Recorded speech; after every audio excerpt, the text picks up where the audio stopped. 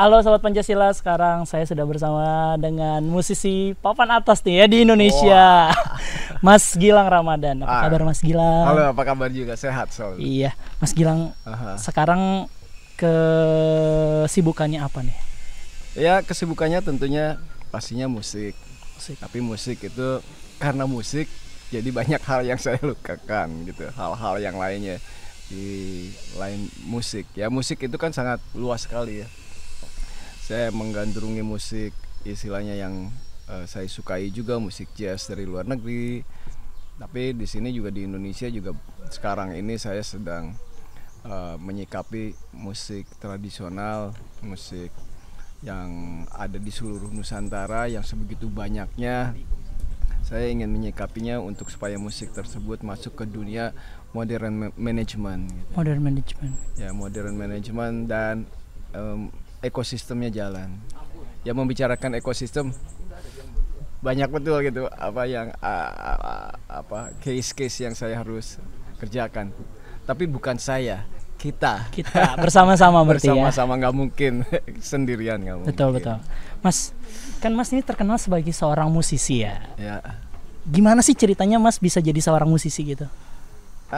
Awal ceritanya nih. Awal ceritanya sih simpel mungkin. Saya terlahir dari satu ibu saya, dia diplomat. Oh, diplomat. PNS. PNS. Ayah saya sastrawan, seniman gitu. Oh. Dan mereka lah yang mendesain saya sampai seperti ini. Berarti ada ini ya, dukungan dari orang tua ya? Sangat mendukung. Sangat mendukung sekali. Saya awalnya tuh mungkin banyak yang mengenal saya tuh main drum. Betul. Saya juga kenalnya Mas Gilang main drum. Wajah saya tuh kayaknya udah drum banget. Kalau Gilang Ramadan drum. Pasti sebelahnya simbal sama stick. Sama stick. Tapi awalnya saya main biola. Oke. Main biola, habis itu saya main piano. Habis itu barulah saya main drum. Tadinya sih saya ingat banget dulu waktu kecil kakak saya seharusnya yang main drum. Tapi pas dia melihat saya langsung main drum, wow, udah deh lu aja deh. Oke. Dikasih jalan ya Mas. Jalan. Namanya kakak gitu. Mas tadi sebut kakak. Emang waktu di keluarga Mas maksud saya, itu berapa bersaudara? Cuma 2. Oh, berdua sama kakak Gilang aja. dan Gumilang. Tapi dia sekarang lebih di bisnis musik. Oke. Maksudnya kayak saya sama dia kayak hardware software. Oh, oke. Ya, jadi dia bagian hitung-hitung. Oke. Dia di bisnisnya, Mas di ininya ya. Ya, saya lebih di mikirin keseniannya. Lebih gimana? Banyaknya, lebih otak kanannya gitu. Tapi ya akhirnya juga mempelajari dunia bisnisnya juga gitu, seperti apa, mau nggak mau gitu. Nah Mas, tadi kan Mas cerita bahwa dulunya malah belajar biola. Iya. Terus piano. Habis itu malah beralih ke drum. Iya. Kenapa gitu? Apakah karena drum itu lebih gampang? Kan drum tuh nggak ada tutsnya ya, nggak ada. Apa saya rasa alat apapun sama lah kesulitannya. Kesulitannya sama. Cuman sewaktu itu tendensinya saya lebih menseriuskan di bidang perkusi gitu. Perkusi. Ya, drum modern itu. Saya latihan tiap hari 7 jam kayak gitu, biasa lah ya. Untuk menjadi profesional memang targetnya ya harus melakukan latihan sebanyak itu tiap hari bertahun-tahun sampai sekarang pun gitu. Namun ada hal yang menarik juga terakhir ya, kira-kira 30 tahun yang lalu ya, saya lebih mengamati musik-musik tradisional. Itu kan perkusi banyaknya.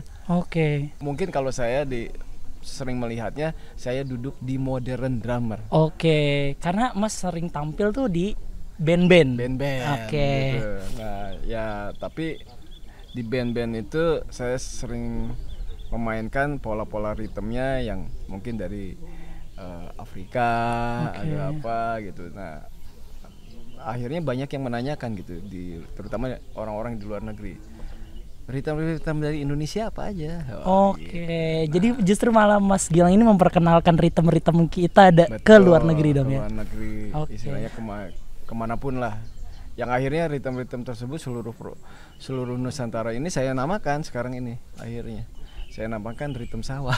Oh, ritme sawah. Ini yang mau Mas perkenalkan juga ya? Iya, betul. Ya? Saya memperkenalkan ritme sawah yang elemen-elemen musik tradisional yang di seluruh Nusantara dan mempunyai sebegitu banyak ketukan-ketukan, ritme-ritme yang saya tulis dan saya namakan semuanya ini. Yang tadinya mungkin belum ada namanya memang. Saya namakan ritme sawah. Kan kalau mungkin kalau di Amerika Latin ritme Latin. Ritme Latin kan ada bossa nova atau apa gitu. Nah di Indonesia tuh apa? Ada banyak yang dari Bali apa, dari Palu apa, kan ada nama-namanya masing-masing. Tapi saya namakan semuanya keseluruhannya ritme sawah. Gitu. Terus mungkin ada pertanyaan, Mas Gilang, kenapa namanya ritme sawah? Gitu. Itu saya mau tanya, kenapa jadi namanya sawah, Mas? Iya kan, saya pikir gini, apa ya pada saat itu? Saya waktu mempelajari musik-musik tradisi yang sebegitu banyak yang seluruh provinsi, mayoritas ada sawahnya di daerahnya. Jadi makanya Mas terinspirasi dari sawah-sawah itu. Sawah-sawah itu. Dan ada lucunya, orang Indonesia tuh kalau belum makan nasi, belum makan. Iya benar-benar. Pantesan ada sawah di mana-mana juga. Iya, ada sawah di mana-mana. Akhirnya saya namakan ritme sawah gitu. Nah, Mas ini kan juga terkenal menjadi salah satu daftar nama musisi yang main di musik jazz. Salah satunya Java Jazz gitu ya. Kemarin terakhir Bromo ya. Nah, itu gimana Mas pengalamannya lebih menyenangkan di musik jazz kah atau di tradisional? Memang saya menyentuh jazz itu dikarenakan ada sudut-sudut bisa bereksperimennya lebih banyak gitu.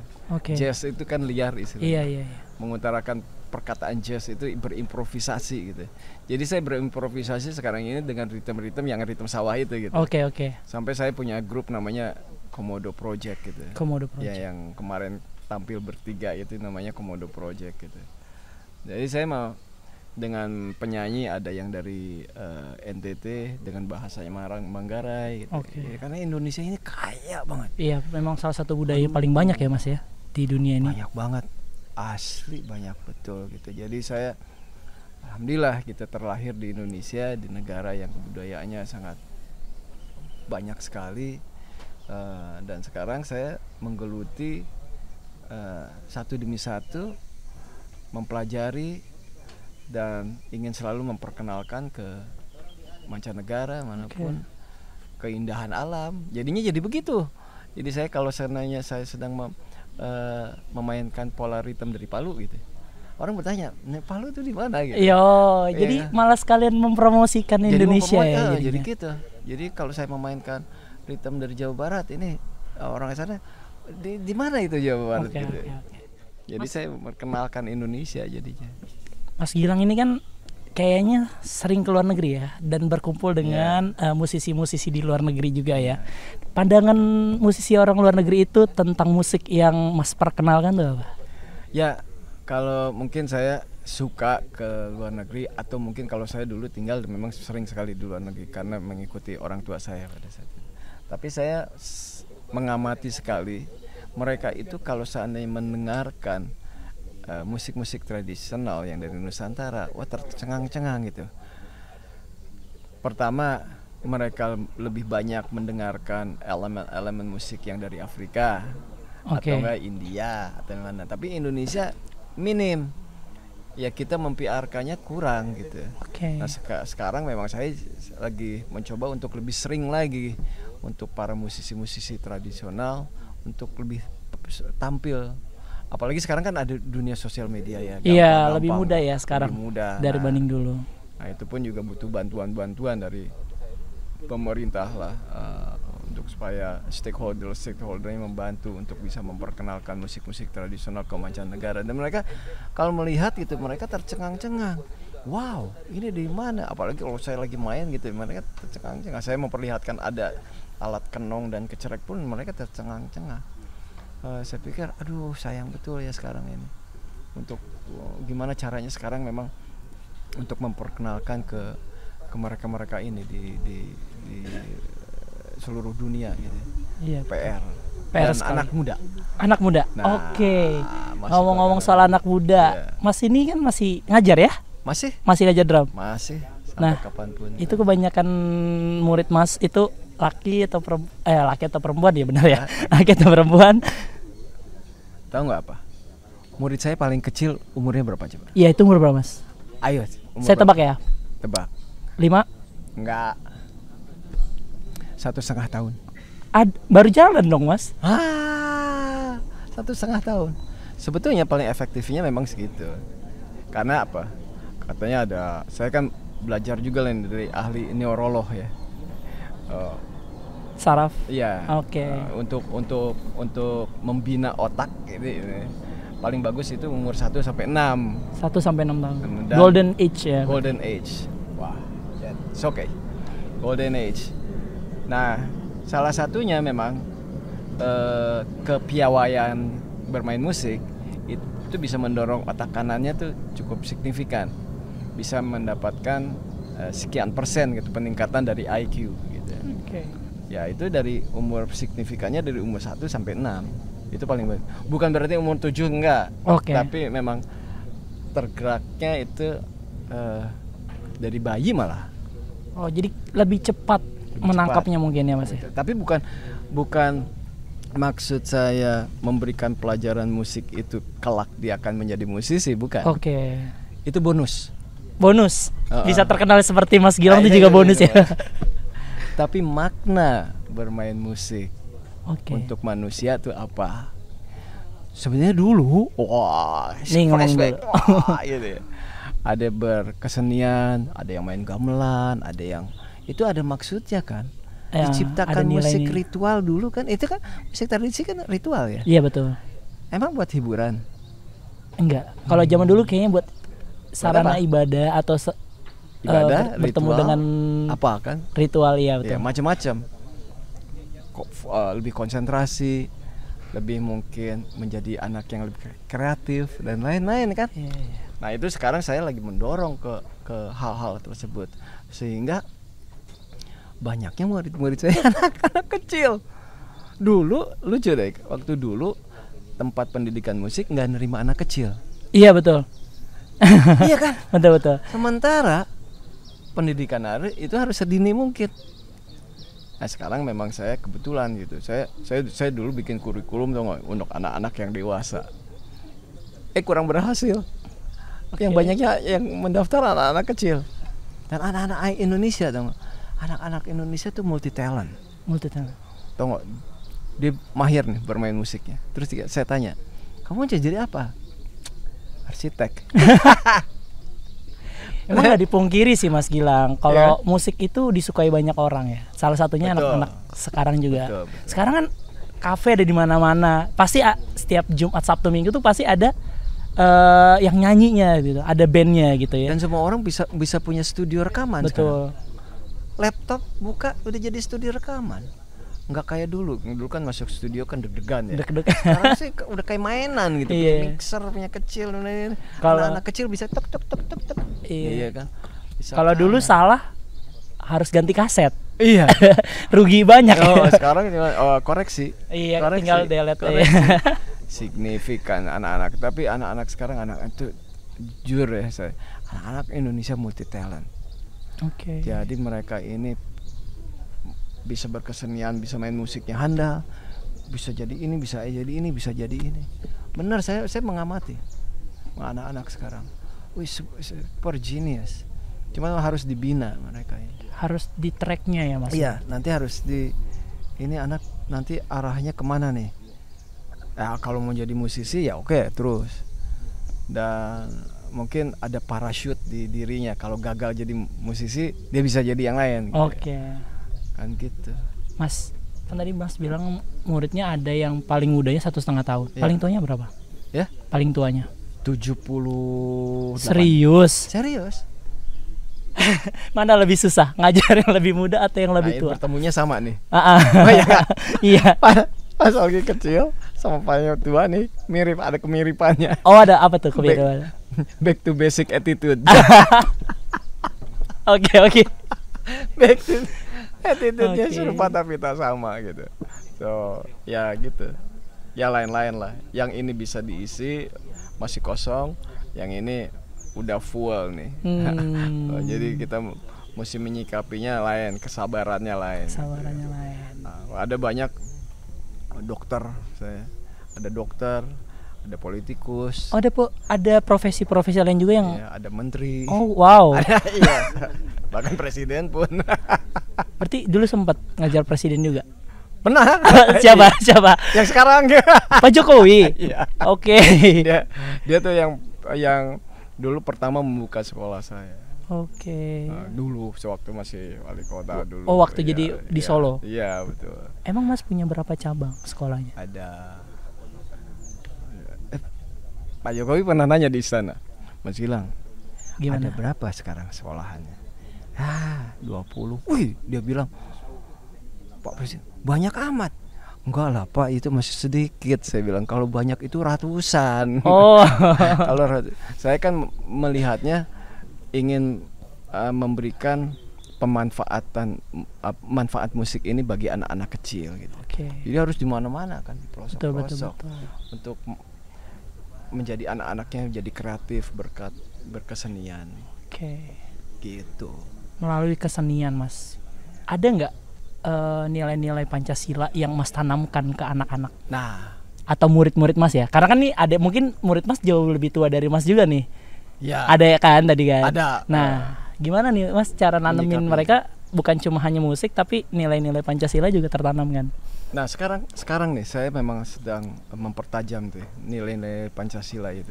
Jadi kalau dulu mungkin Pancasila kita kalau sekolah dulu hari Senin naikin bendera. Iya gitu, betul, upacara ya. No, saya sedang ikut serta mengobservasi bagaimana caranya menanamkan Pancasila di dalam hatinya, gitu ya. Tidak usah mengutarakan tapi dia melakukan. Untuk Indonesia dan bersikap menjadi anak Indonesia. Dari mana? Saya sedang menyikapi dari PAUD dan SD kelas 3 sampai kelas 3. Jadi saya tuh punya brand. Nggak apa-apa saya bocorin. Boleh. Brandnya tuh GRSD, Gilang Ramadan Studio Band. Oh, Studio Band. Tapi sekarang mau ditambahin SB-nya Sasana Budaya. Karena memang Mas fokus ke situ ya. Iya. Jadi saya menyikapi lagi dibikin pilot projectnya di Kota Solo untuk supaya anak-anak PAUD dan SD mengenal budaya mereka. Saya memberikan pembelajaran untuk mengenal dari musiknya, berkesenian, mendengarkan. Karena saya mempunyai konsep 5 cakra, Mas. Ini dalam ya pembicaraannya. Oke. Apa tuh konsep 5 cakra? Cakra, 5 cakra kesuksesan Indonesia. Wow. 1, mendengarkan berarti. Ya. 2, melihat. Ya kan. Ini apa? Mata. Melihat kan bisa pemandangan bersih. Betul nggak? Iya, betul. Ini apa? Hidung dong. Hidung. Aroma. Jadi jangan bau, jangan segala macam. Betul kan? Iya. Kebersihan juga kan? Kebersihan. Atau mungkin kopi atau apa? Oh iya, ya, kan? Wangi-wangian juga bisa ya. Itu lagi, ini lidah. Ya, makanan. Rasa. Ya kan? 4 kan? 4. Yang kelima apa? 1, 2, 3, 4, 5. Raba apa sih? Bukan. Apa yang terakhir, Mas? Jantung, dada, spiritual. Orang Asia tuh ya, orang Indonesia gini ya, bener nggak? Sopan. Memang kita terkenal seperti itu, Mas. Itu harus dijaga tuh. Sekarang mulai ke disrak itu juga. Yes, banyak budaya asing masuk sehingga kita mengabaikan hal yang seperti itu. Sama orang tua udah mulai, gimana? Yes. Enggak. Dulu sih. Wah, sama orang tua. Iya, betul. Kalau mau berangkat sekolah tuh harus salam dulu kalau. Yes. Sekarang kayaknya stop gitu anak Indonesia. Gini, gimana?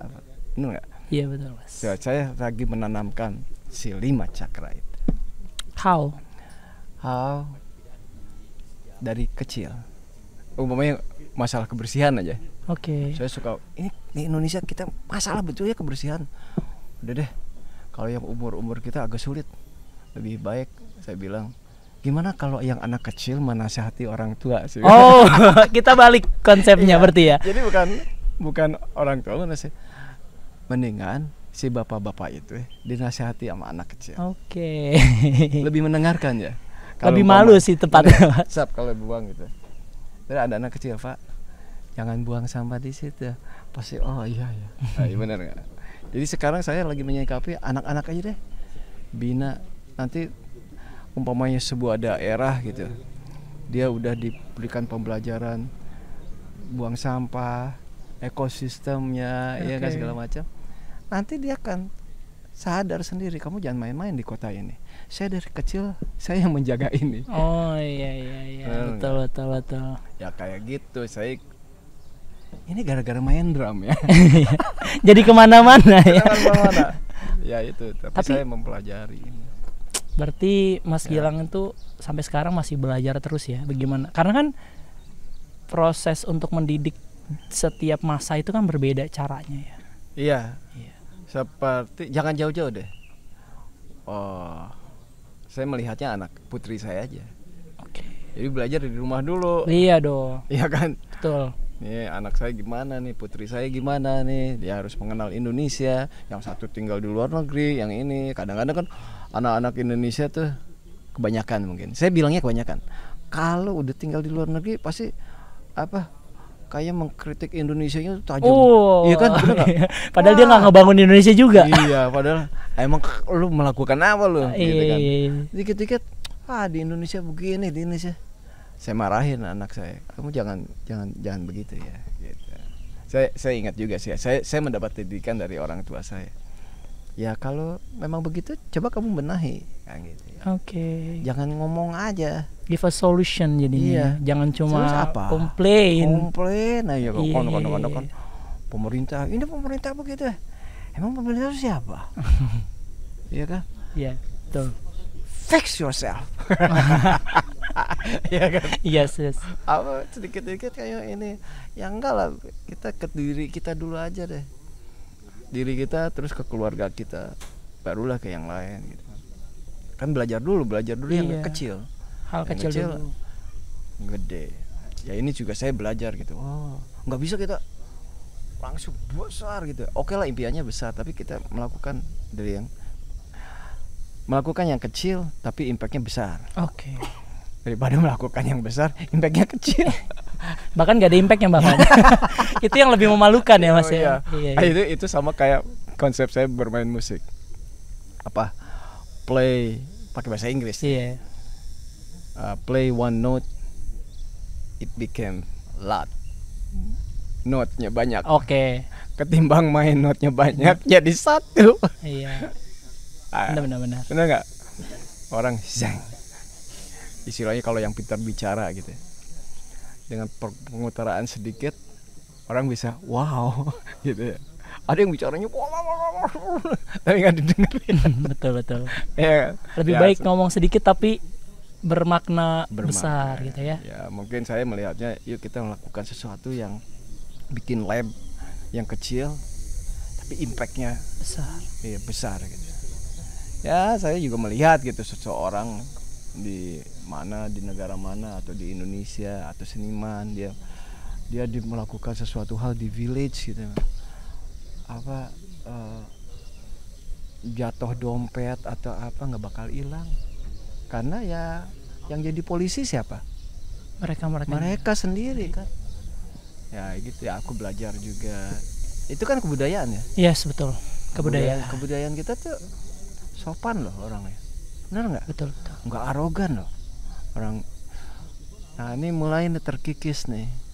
Ya kita yang lahirnya dulu sopan sama orang tua. Betul. Ya kan mau ngomong aja sama orang tua kan apa itu ya kan. Permisi dulu. Permisi dulu kan. Sekarang saya melihat putri-putri saya gitu bisa. Ya itu dari mana ya dapatnya? Ya dari kedistrak dari luar atau dari mana?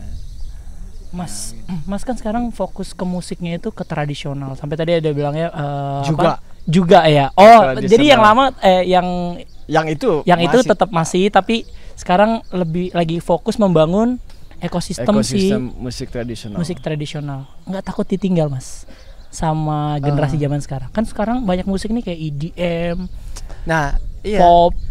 Kayaknya lebih asik gitu dibanding tradisional menurut kita. Iya. Oh, saya mungkin orang lab. Apa tuh? Ya, laboratorium. Oh, oke, orang lab. Kan? Tapi menyikapinya bisa berkesinambungan dengan EDM. Saya melakukan itu juga. Oke, kolaborasi bisa. Tapi ada juga pendengar yang tidak menyukai, maunya yang ritual. Kan penonton itu banyak. Ada yang sukanya begini, ada yang sukanya ini, ada yang suka kopi pakai gula, ada yang enggak kan? Iya, betul sih. Benar nggak? Ada yang panas, ada yang dingin. Oke. Tapi ininya kopi kan, benar? Intinya kopi. Ya gitu. Jadi saya membuatnya juga seperti itu. Tapi hulunya harus ada. Oke. Hulunya harus ada, dari hulunya dan hilirnya harus ada. Nah itu banyak tuh runtutannya tuh. Tapi kalau musik tradisional kan ada kampus-kampusnya. Oke. Ada di Jawa Barat, ada di Bali, ada di Pekanbaru, ada di Minang, yang dinamakan Karawitan. Ya, Kokar dari dulu. Ada tuh kampus-kampusnya. Nah itu harus dibina, harus dijaga. Takutnya bukan saja takut hilang musik, takutnya hilang kebudayaan kita. Oh. Nah kalau hilang kebudayaan kita, wujud. Apa tuh?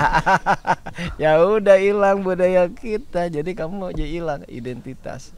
Oke. Hilang identitas, jadi kamu bingung aku nih dari mana. Aku nih siapa? Kan gitu kan? Nyasar kemana-mana, jadi alien kamu. Malah orang bule yang lebih seneng belajar kita nggak sih? Unik ya. aku pernah gini. Aku ini bercanda kemarin sama PhD Pak Wenton. Dia dosen di CalArts di Los Angeles. Saya bercanda, Pak Wenton kan ngajar udah 40 tahunnya di Los Angeles di CalArts. Ada nggak yang bisa mendekati kayak Pak Wenton, bisa narinya gitu atau main musik tradisional? Dia enggak mah. Artinya berarti DNA. Oke. Iya kan? Gimana? Kayak saya melihatnya, saya impossible saya bisa bermain musik jazz atau feel-nya kayak orang Afrika atau orang, nggak mungkin. Karena yang ngalir di darah kita ya. Iya kan? Iya. Ya itu kita. Betul. Tapi kita bisa menyikapi, kita tahu musik-musik yang ini. Seperti saya. Yeah. Tapi saya terus pas saya menyikapi musik tradisional, bondingnya lebih gampang gitu, secara penjiwaan. Karena saya bisa bahasa Sunda, fasih gitu kan. Oke. Bahasa penting. Bahasa dulu. Itu susah kan? Kalau orang asing bisa belajar, banyak sekali orang asing yang menyukai. Tapi untuk betul-betul ya menyerupai gitu ya. Ya agak susah. Sama seperti layaknya saya mungkin bermain musik jazz gitu. Sampai betul-betul keakuratannya, feel-nya, penjiwaannya gitu. Wah, itu sulit. Apakah bisa? Saya jawabnya ya mungkin, tapi nggak mungkin lah gitu. Oke. Berarti sebenarnya yang bisa memperkenalkan musik tradisional itu kita sendiri. Kita sendiri dan saya rasa anak-anak Indonesia harus mengenal budaya musik tradisional dan lain-lain. Dan di Indonesia itu udah ada undang-undangnya. Undang-Undang Nomor 5 Tahun 2017 menjaga kebudayaan kita. Di dalamnya itu ada musik tradisional tentunya. Kalau musik yang itu nggak ada undang-undangnya. Oke. Untung tidak ada. Kalau ada lebih orang bakal milih ke sana dong ya. Iya. Untung nggak ada. Nah, jadi ya karena sudah ada undang-undangnya, maka sedemikian rupa kita harus menjalankannya. Seharusnya ekosistemnya bisa terrealisasi ini. Oke. Gitu, untuk bisa masuk ke dalam modern management. Berapa lama lagi, Mas? Jangan ngasih berapa lama. Oke. Kapan? Kita sedang menjalankan ini semuanya, dan sekarang ini akan ada yang disikapi juga oleh Kemdikbudristek, akan ada LMK-nya katanya. LMK tuh lembaga manajemen kolektif untuk musik tradisional spesial. Tapi yang LMK yang itu kan sudah banyak, yang untuk musik kontemporer, yang pop-pop yang gitu lain, kan, musik-musik lain seperti KCI, Papri segala macam itu udah ada. Tapi yang ini memang menyikapi harus adanya LMK untuk musik tradisional. Kenapa nggak masuk ke yang itu aja? Oh enggak, karena kalau yang ini memang harus ikut serta dalam rombongan menyikapi ekosistemnya. Kalau yang ini tuh kita tuh sampai harus berhubungan dengan stakeholdernya, ada setidaknya 12 kementerian. Lingkungan hidup, kehutanan. Ngapain coba? Nggak tahu saya. Ya kan? Berkolaborasi di situ. Nope. Kalau nggak ada hutan, kalau nggak ada pohon, kalau nggak ada bambu, tidak akan ada alat musik. Sampai segitunya ya. Dan harus begitu. Iya kan? Betul. Belum lagi soal gamelan, besi kan. Nah itu kan harus kita sikapi gimana. Sampai UMKM, sampai ke Kementerian Luar Negeri. Kementerian Luar Negeri ngapain? Ya seluruh KBRI di sana harusnya harus ada alat musik semuanya berupa-rupa. Iya kan? Ya, terus pertahanan negara gitu, pentingin gitu, kurang lebih banyak. Artinya kita nggak bisa bergerak sendiri ya mas? Nggak bisa, makanya jangan perkataannya bukan saya, kami. Ya, gitu. Siap, mantap. Ada yayasan juga yang namanya Kokarindo, Komunikasi Karawitan Indonesia. Baru ya mas. Baru, ya gitu. Mas, ya. Tadi soal menanamkan nilai-nilai Pancasila. Serelate apa sih Pancasila untuk perkembangan musik? Maksudnya apakah masih relate nih Pancasila dengan perkembangan zaman yang sekarang yang udah modernisasi? Ya, relate tentunya, tapi mungkin zamannya sudah berubah, bukan saja hanya menghafalkan 5 itu. Iya, 5 ya. Tapi sekarang ini sudah harus bisa menghayati. Nggak usah bicara, kamu lakukan saja. Demi Indonesia, demi dirimu. Kalau enggak kasihan untuk dirimu sendiri, nantinya kamu tidak mempunyai identitas nantinya. Berarti di pandangan Mas Gilang, Pancasila itu identitas kita ya? Identitas kita sebagai warga negara Indonesia dan sebagai manusia yang di bumi ini. Karena setahu saya mungkin dulu Bung Karno melihatnya manusia yang ada di bumi ini. Pancasila gitu kan ya. Ya lakukanlah seperti layaknya manusia yang harus menjaga bumi ini. Ya itu ada di dalam Pancasila semuanya. Mantap gitu. Mas Gilang terakhir ya. Ini mungkin Mas Gilang bisa promoin juga nih sama murid-murid Mas Gilang. Kita tuh Mas Gilang udah tahu kan berarti tentang Salam Pancasila. Salam Pancasila. Oke, tangannya nggak gini, tapi gini begini kan, mas. Gini kan. Iya, di atas bahu. Iya, sejajar. Bahu kan gini. Iya, tangannya tangan kanan. Nah, Oke. Ini kan. Mas, ini makanya nama kita podcastnya itu podcast Sampan. Salam Pancasila.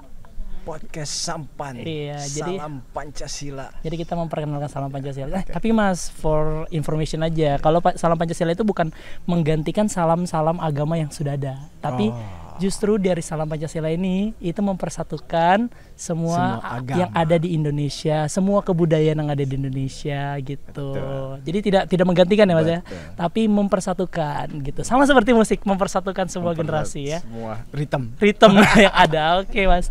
Nah mas, buat penutup, buat teman-teman yang nonton podcast Sampan ini, apa sih pesan-pesan Mas dalam menjaga kebinekaan, Pancasila, keberagaman yang ada di Indonesia?